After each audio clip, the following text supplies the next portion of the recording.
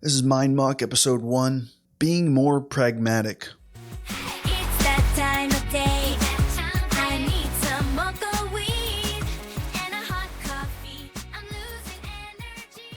I started listening to podcasts again, and I was listening to Tim Dillon, who's one of the ones that I often revert back to. He's got a unique perspective. It's hilarious. If you haven't listened, check it out.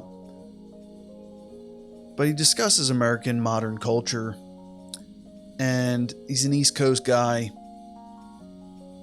and he's right on so many things, but I found myself realizing why I tap out on podcasts, because any opinion by its nature, and obviously these are tailored opinions for entertainment, comedic value, but any opinion is a narrowing, a bias of true reality. So I find if I'm ingesting a lot of this, it's like a tube. It's like Go-Gurt or something. Like you're sucking this tube of comedically condensed viewpoint that is true in that narrow band of spectrum of reality. But what I find is I'm just asking myself, like, is that pragmatic? For myself, for anyone. Like, I can't live there. I like that mindset. It's a lot of the things that I feel in my gut looking out at reality, but it isn't necessarily the best thing for me. So I kind of wrote some of this down. I said, you can have perspectives, you can have your beliefs, but how is that framework serving you?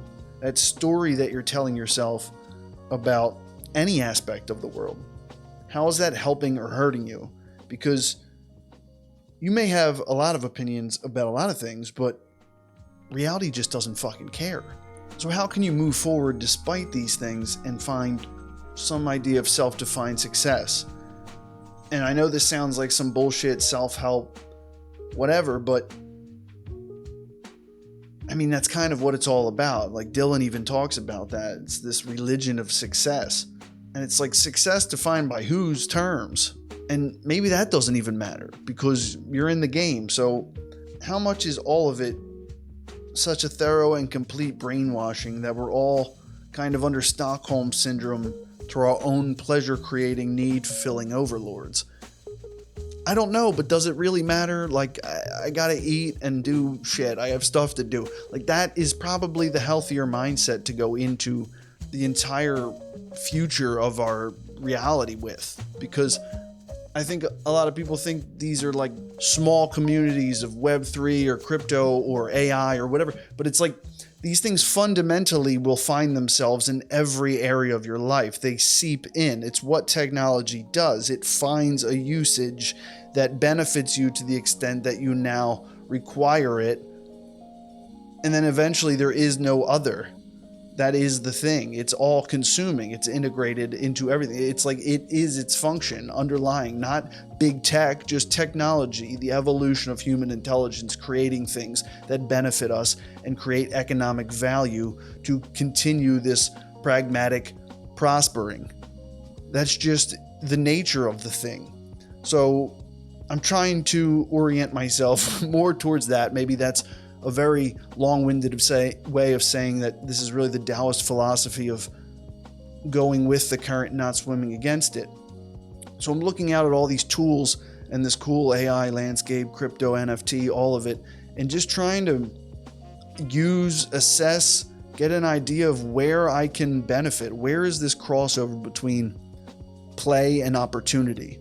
Because I'm really cognizant of how I spend my time. That's the entire reason I'm into this stuff, is because I want to spend my time well. Meaning why I'm into creativity. It's a thing that I enjoy doing as an actual process and activity. I enjoy being creative. It's fun. It's one of the best reasons that I'm alive. It's great. It's fantastic. So with that in mind, I'm really working to just kind of orient myself towards being more pragmatic. And I think, honestly, if I can be more aware of that, it's only going to be to my benefit. So that's cool. I have this card here. I thought it would be cool to read one at the end of every episode. It says, conscious decisions. Right now, take a deep breath on purpose and choose what you want your next action to be about. Set a reminder to do this several times throughout your day.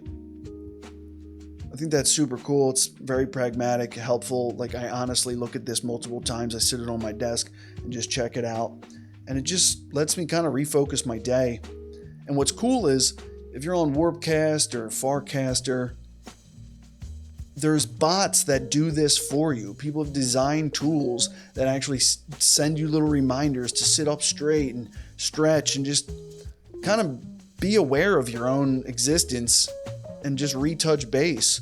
And it's super cool because I think some of us have lifestyles that don't always lend themselves to that type of engagement. So I thought that was really cool. But anyway, thanks for joining me. I'll see you next time. These motherfuckers be a slime. These motherfuckers be on that grind, getting right pragmatic with my mind in the attic.